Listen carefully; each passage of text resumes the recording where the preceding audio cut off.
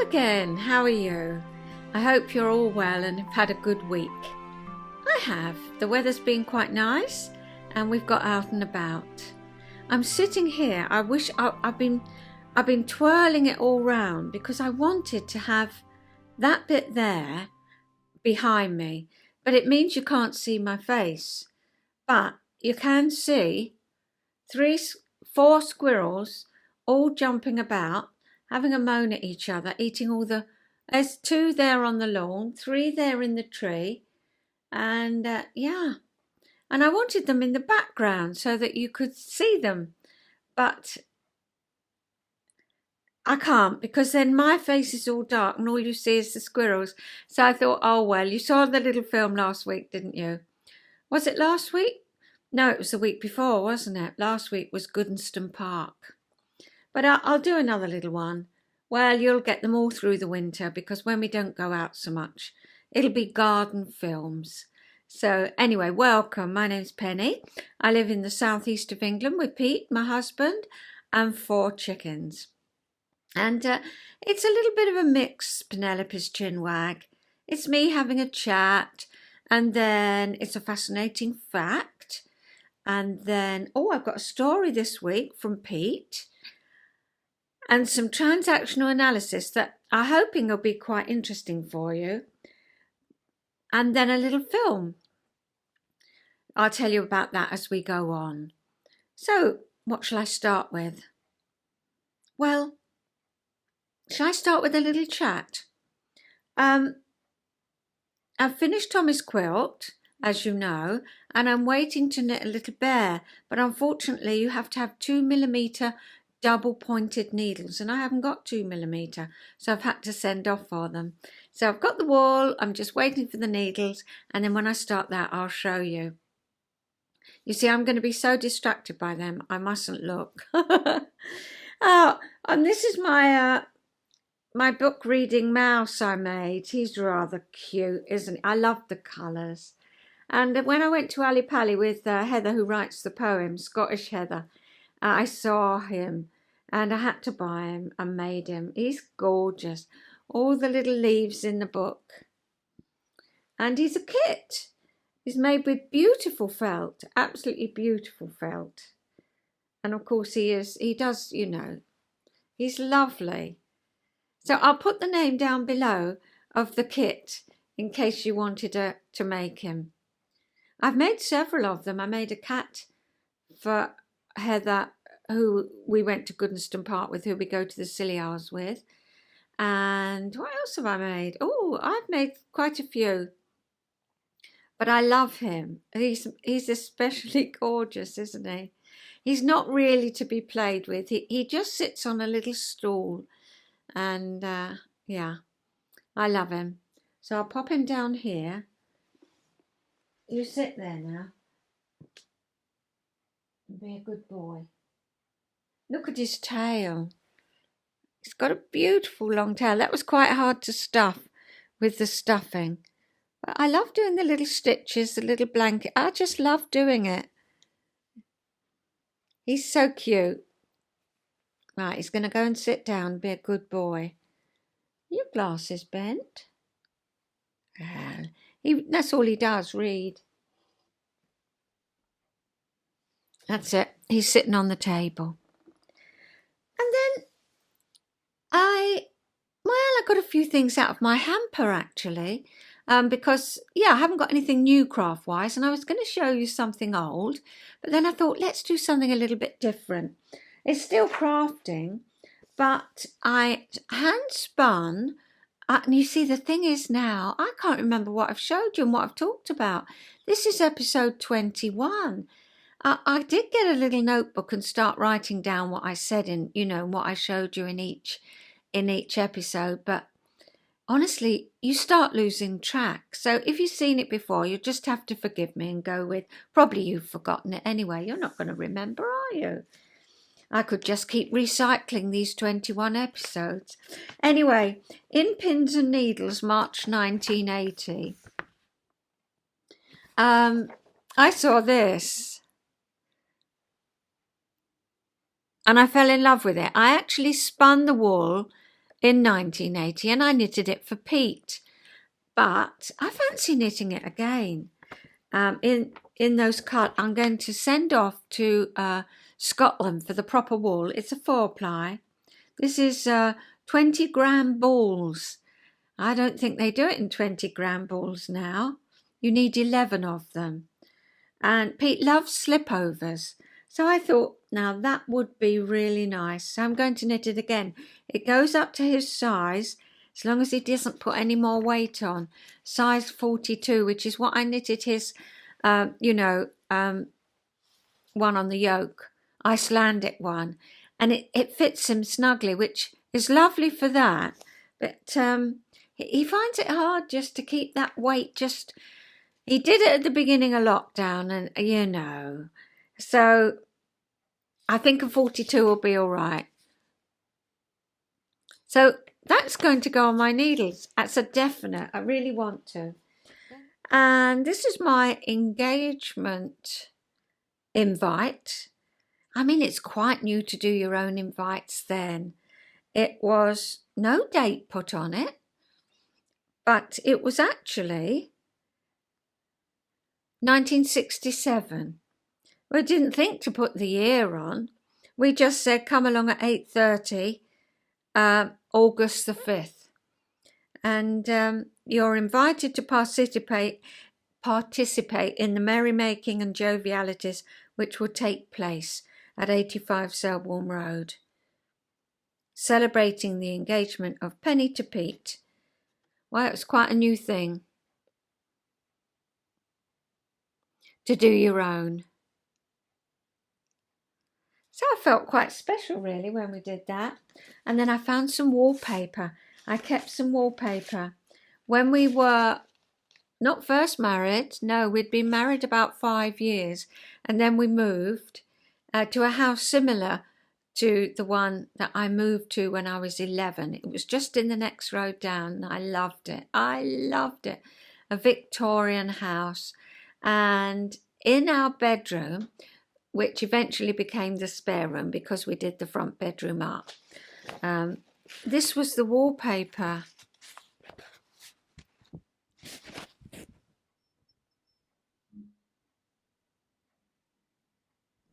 It's quite different, wasn't it? It's the colours I love.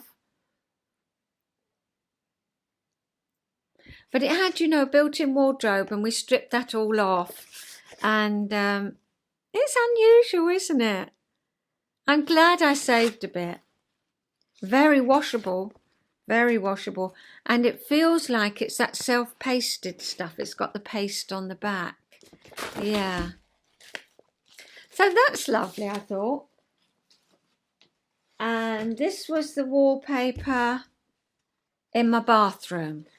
And I've got the mirror up there. If I turn that, will you be able to see it? There it is. I don't know if you can see, but at the top there, I'll take a photo of it. It's a woman's head. So we bought that I got married in 68, so we bought that in 1968, and it's been with us ever since. And this was the wallpaper that went with it in our bathroom.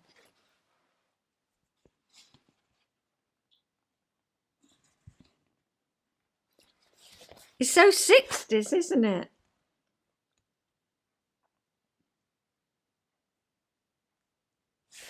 So I thought you might just like to see that blast from the past. I'm glad I saved them. So what's next? Shall we do the fascinating fact? Yeah, it's about the newt. And it'll tell you, I'll tell you what the newt does. Obviously, I'm waffling now. I'll just say it's a fascinating fact about the newt. The newt is remarkable for its ability to regrow body parts, such as its organs, tissues, limbs, and tail. But are the replacement parts as good as the originals? When it comes to the lens of the newt's eyes, researchers say yes. Newts regenerate the lenses in their eyes by converting iris cells into lens cells. To learn more about this process, biologists spent 16 years observing a group of Japanese newts. 18 times the biologists removed the lenses from each newt. Each time, as expected, the newts grew new ones.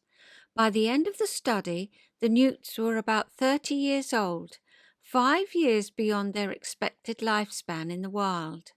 Yet they were still able to regenerate lenses as quickly as they could when they were younger. In addition, reports the University of Dayton in Ohio, USA, the regenerated lenses were virtually identical to intact lenses removed from full-grown newts, which had never undergone lens regeneration. A biologist, a member of the team that studied the newts, admits, "Even I was surprised a little." He described the new lens as perfect. Scientists hope that the newt's abilities to regrow damaged body parts will help them to understand how to regenerate damaged tissue in humans. The newt is an excellent source for finding answers to regeneration, particularly as it relates to old age. Well, that was super, wasn't it? If only we could grow new lenses like that. Let's hope the scientists come up with something. And I'd like to send my best wishes to Lynn because she's had a cataract operation this week, and I hope you've had a good recovery and that it's gone well. They're usually very successful, aren't they? So I'm going to read you a story now. So I hope you've got a nice drink and sit back. And this is about Pete's Auntie Ada, and her husband was called Uncle Alf. And my children really thought he was called Elf. His name was Elf, because we always said in the family, Auntie Ada and Uncle Elf. Well, but it was Alf. It wasn't till she was grown up. And she said, "Oh, Mum, it's Alf," which was quite funny. And I remember the first time I met them. That is another story on its own. Maybe I'll tell you that next week. I was absolutely, well, my mouth fell open. I walked into this room. It was amazing. I'll tell you that next time. But Auntie Rose, who we talked about in Pete's little story a couple of episodes ago, Auntie Rose lived with Auntie Ada because Pete's mum's mum, she died when they were all young, a lot of children, and Auntie Ada was the oldest and brought them all up. So Auntie Ada to Pete was rather like his nan and granddad, and they lived in 119 Bowes Road, and Pete was brought up, well, yeah, when he was little, in 30 Bowes Road. So I think they were all a very close family. So this is called the Parrot. Nobody knew the age of the parrot, not even Alan, my cousin, who'd brought it back with him from Australia before I was born. Alan was a lot older than I was, making him more like an uncle than a cousin. For as long as I could remember, he'd been a sea captain, or master as they called them in the merchant navy, making regular journeys between England and Australia. Mum said that he was one of the youngest people to reach that rank, which made his parents, my Uncle Alf and Auntie Ada, very proud. The parrot's name was Laura, but whether male or female remained, like its age, a mystery. But as it had a girl's name, everybody assumed that it was female. One thing for sure, she couldn't be trusted.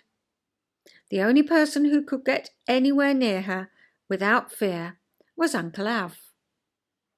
Uncle Alf was a cobbler by trade, working from a little shop behind Turnpike Lane Tube Station in North London. His hands were as tough as the leather he used, parrot-proof, you could say. Laura soon discovered that one peck on those hands wasn't followed by the usual rapid withdrawal from her cage, accompanied by howls of pain from the owner. Instead, she received a swift clout on the beak if Uncle Alf's hand was pecked. Her cage stood by the window in the dining room, overlooking the garden, just behind the dining room table. When it was meal times, Laura would cling to the bars of her cage, gradually sliding down. On reaching the bottom, she'd climb back up to the top and slide back down again. This was accompanied by loud squawks, whistles and shrieks, and would go on until Uncle Alf gave her some food. One of her favourite treats would be a lamb or pork chop bone, which she would take from his hand with her beak, return to her perch, and on transferring it to her claw, would stand one-legged and strip every last bit of meat from it. Laura loved matches. Alan said it was the sulphur in the match head that was the main attraction, but whether that was true only Laura could say, as her only vocabulary was, "Hello, Laura," followed by various squawks and usually a loud wolf whistle, taught to her by Uncle Cyril, Aunt Ada's younger brother. It will remain, like her sex, a mystery. It was Laura's love of matches that started a war between her and Uncle Cyril, a war that lasted as long as she lived. Not a war where either of them were hurt, mainly because the cage always separated them, more a war of wills. Who could screech, in Laura's case, and shout, in Uncle Cyril's case, the loudest? It happened when he gave a match to her. Not the usual Bryant and May's safety match, but a Swan Vesta, red-headed match. Laura, not knowing the difference, took it in her claw, surveyed it, and bit into the head. The inevitable happened. The match burst into flames, singeing Laura's feathers. That didn't go down very well with either Parrot or Aunt Ada, who both started shrieking at Uncle Cyril. Aunt Ada only slightly more intelligible than Laura. Uncle Cyril by this time was in hysterics, tears rolling down his face. The more Aunt Ada had a go at him, the more he laughed. Finally managed to control himself long enough to leave the room. It took a long time for Aunt Ada to forgive him, but the parrot never did. Another traumatic episode in Laura's long life was when Mr. Know-it-all came to visit. He was the husband of one of Aunt Ada's friends. I never did know his real name. Of course, he was an expert on parrots, and Aunt Ada needn't worry about him opening the cage to stroke Laura's head. This was probably true. In fact, I'd often seen Uncle Alf do just that. The only thing was, Mr. Know-it-all wasn't Uncle Alf. Everything started off well. The cage was opened. In went the hand. Laura put her head down, as if to allow herself to be tickled, and then it happened. As quick as a flash, Laura's head came up. She eyed up the finger coming towards her and sank her beak into it. The usual thing happened, a loud cry and a rapid withdrawal of the hand from the cage, except this time Laura made a mistake. In fact, she made two mistakes. The first was she didn't let go and came out of the cage with the hand. The second was she let go when the arm that belonged to the hand was fully extended. The hand stopped, but Laura didn't, and she went flying through the air until she ran out of room. Quite literally. She hit the wall of the dining room and, just like a Tom and Jerry cartoon, slid down it to the floor. Mr. Know-it-all stood nursing his finger, which was dripping blood on the floor, whilst listening to Aunt Ada calling him all the names under the sun as she rushed to Laura's aid. He made a hasty retreat. Laura, still in shock, allowed herself to be picked up and placed back in the cage. It didn't take long before she was back to her normal self. One good thing came from that event. We never saw Mr. Know-it-all again. By this time, Laura was really old and showing it. She'd lost all her feathers on her head and had terrible wheezing breath.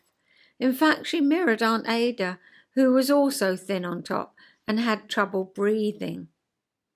Both were being kept alive by the same medicine because Aunt Ada thought that if the medication she was receiving from the doctor was good for her, it must be okay for the parrot.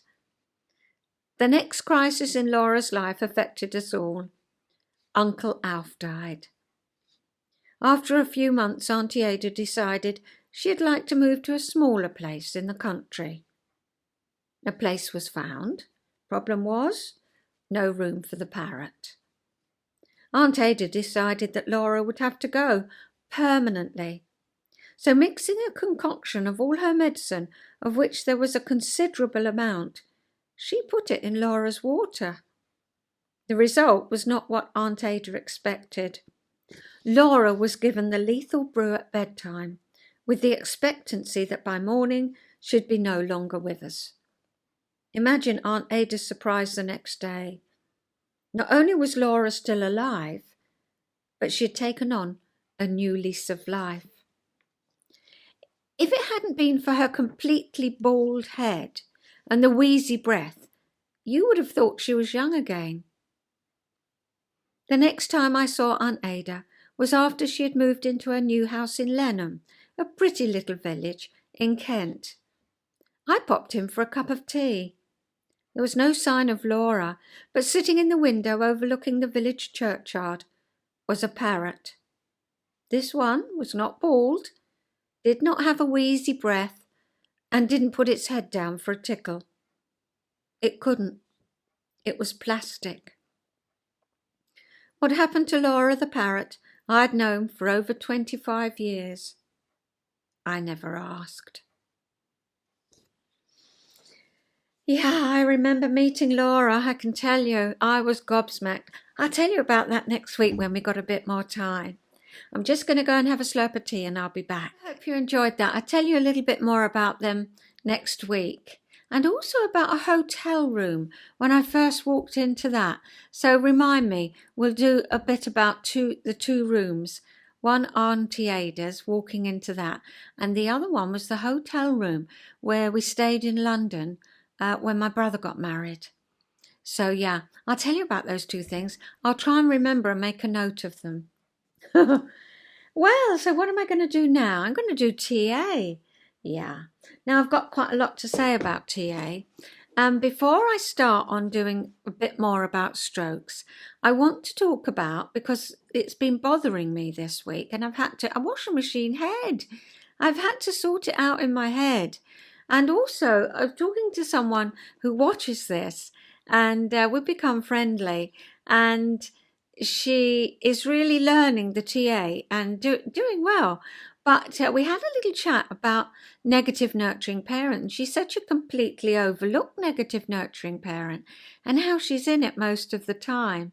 So I said, could I use the example on Chinwag? And she said, of course. But it's not personal, but it really, I thought it, it told the story quite well, as did mine.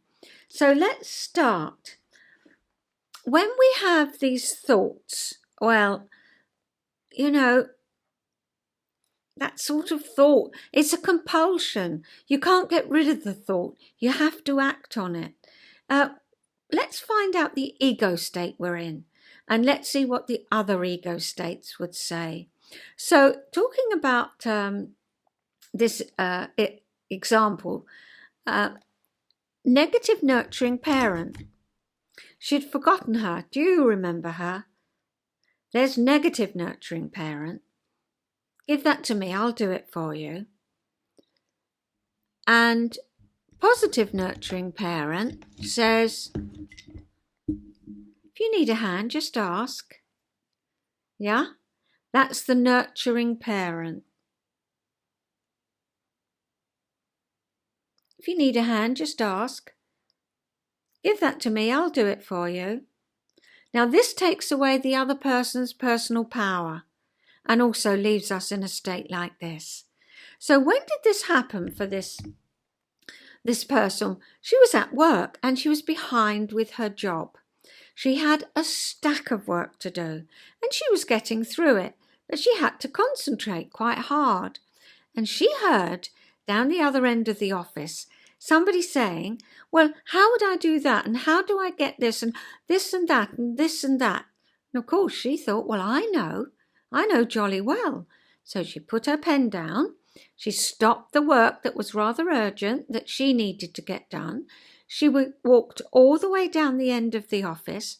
And then she started with, you'll never guess what, she started with words. Well, because do you remember when we're in parent, often our other ego state that sort of corresponds to that is adapted child, remember? And so she walked up and she said, I'm awfully sorry to trouble you and interrupt. I mean, yeah, she has stopped work, her own work, gone down of her own volition, hasn't been asked. I'm awfully sorry to bother you and interrupt, she said. But I couldn't help but overhear what you're going to do and what you need to know. And I know. So if you come up to my desk, I'll print you off all the maps and I'll print you off this and that. And and she got way behind with her own work. Yeah. Negative nurturing parent. Now she did that not out of choice. If you do that out of choice, if you do that out of adult, and you say, right, I know that very well. I'm prepared to give up, a little bit of time for this person and stop my own work. Yes, that's a decision. And then you walk over to them and you say, I couldn't help but overhear. You're having a bit of a problem. If you need any help, I do know the answers. If you'd like a hand, I'm at the end desk up there. Yeah, just call on me. Now that is a concerted decision. Can you hear the difference? But when she was in negative nurturing parent, she didn't give it a second thought. She had a compulsion to get up and do it. And then she went into child. Oh, I hope I'm not bothering you. So sorry. Yeah. Whereas adult would say what I've just said. Yeah. Adult would say, yeah. Oh, I couldn't help but overhearing, and I do know the answers to your dilemma. If you need to know, just come up and let me know, and I'll tell you. Or she could choose, we talked about, not to say anything, that they would probably find the answer, that, give them a minute and see how they get on. It wasn't her responsibility. She needed to concentrate on her own work. So if she went into adult, she could make that concerted choice. And that's where the ego states start really coming in. When we're forced into an ego state and we don't know how to get out of it. Now, I'm being forced into an ego state. I'm being forced into child by a controlling parent. Yeah. And I couldn't get out of it. I couldn't get out of it. Controlling parent said to me, I don't know why you're bothering to do Chinwag. It's boring. People won't want. What makes you think that people want to listen? What makes you think it's interesting? Stop doing it. Adapted child said, is it really boring? Oh, shall I look for ways to make it more interesting? I wouldn't bother. People are just being kind. Okay. And that was going through my head. And it's not what I'm hearing. I'm getting some lovely comments and people are enjoying it. And I'm enjoying doing it. So, yeah, where's that coming from? I need to quieten that controlling parent voice. I couldn't do it. I couldn't quieten it. I kept thinking, take no notice. Take no notice, I said in rebellious child. Yeah, just shut him up. I couldn't. Kept going round and round and round. In the end, what helped me was to realise that I had gone into adapted child. That was my adapted child saying, are people finding it boring? Is it interesting enough? Should I do it? Should I not do it? Shall I, shan't I? Shall I, shan't I? So now it's time to make that decision in adult. adult. Here I am. The here and now adult. Oh, I don't know. It's so boring. People are telling me no, not people. Controlling parents telling me it's boring. Do you want to listen to controlling parent? No. Okay. How can you shut controlling parent up? By listening to you. Oh. And what am I saying? You're saying make your own decision. Right. Make your own decision. Do I want to do Chinwag? How do I feel? Let's choose. And my choice is, yes, I want to do Chinwag and I'm getting some lovely feedback. I much prefer being with adult, the here and now. Controlling parent and child nearly drove me nuts. So I wanted to just use it as an example as to what goes on in our head.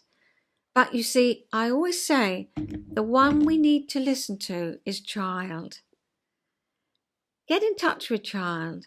Adult says, how are you feeling? What do you want? What do you need?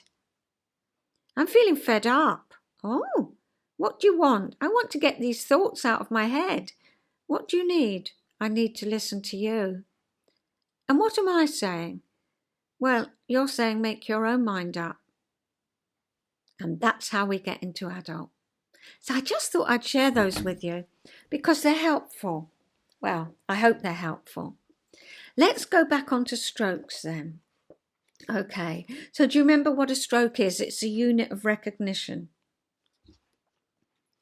A unit of recognition. I say hello. It can be verbal or non-verbal. Do you remember? It can be positive or negative. Do you remember? And it can be conditional and unconditional. Conditional is if you're doing something, like a little one might have done a painting. So I love your painting. Conditional. Positive. I don't like your painting. Negative.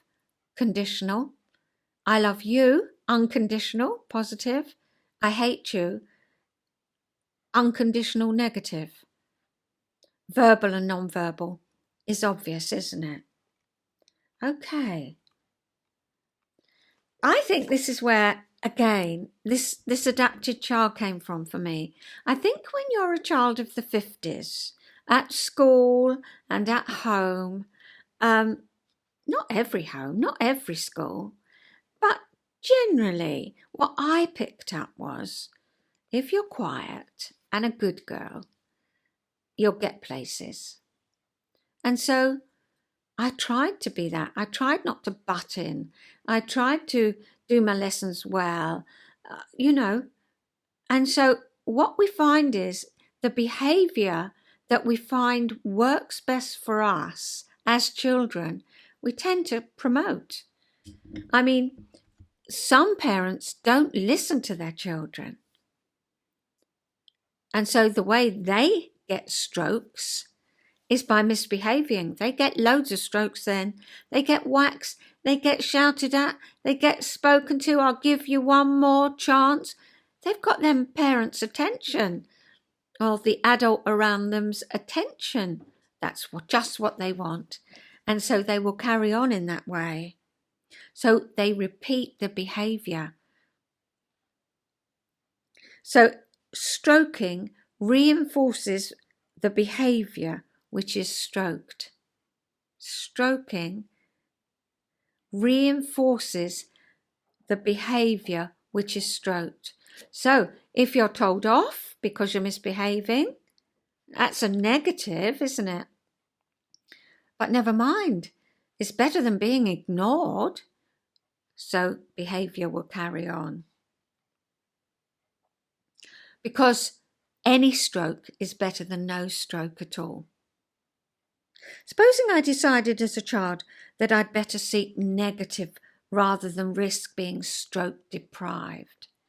Then when I received a negative stroke as a grown-up, then that negative will act as a reinforcement to my behaviour just as effectively as a positive stroke.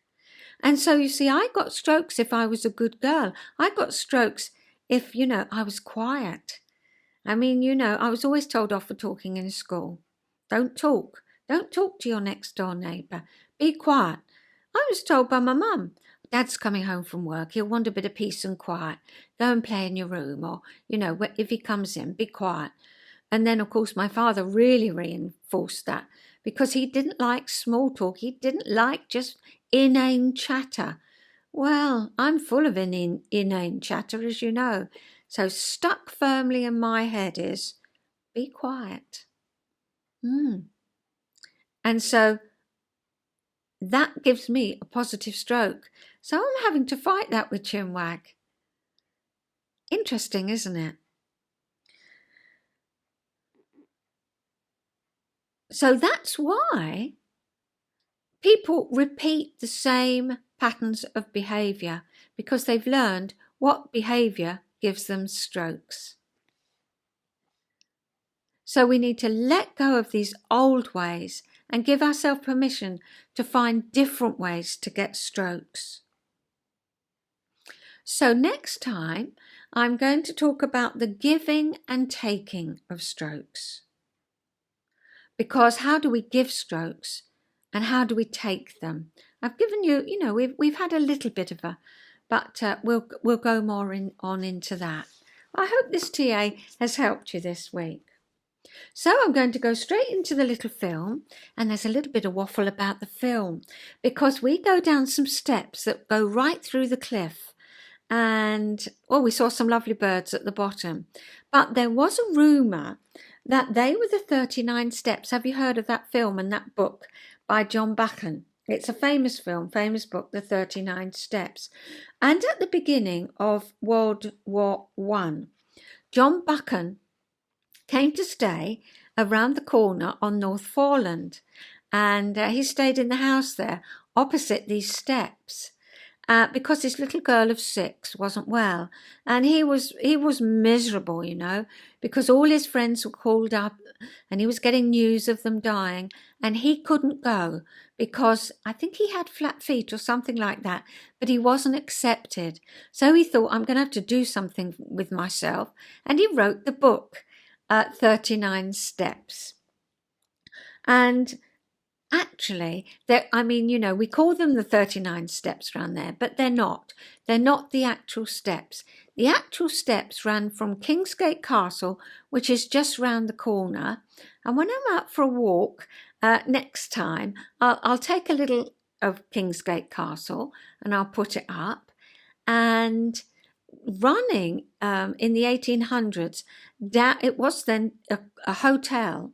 The steps ran down to the private beach, and they could come up and go to the shower rooms. Anyway, they're all taken away now. They were metal, but they were the 39 steps that inspired him. And there's a chap in it, Captain Digby. Well, just at the top there is the pub, the Captain Digby.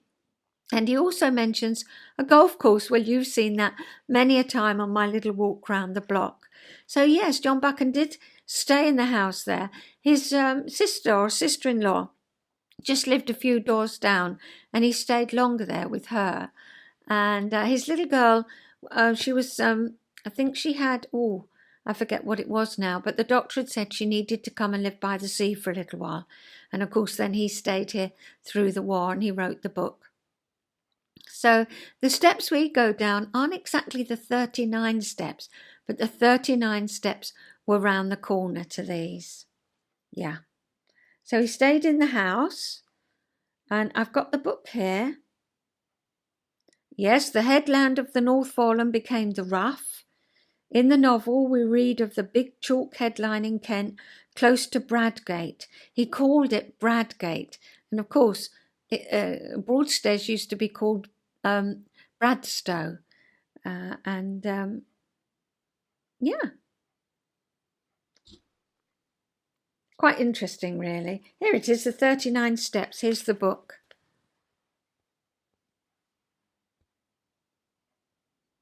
And I got that in a little book called Secret Broadstairs by Andy Bull. It's very interesting. I'll share some other bits with you. So I'm losing the light now.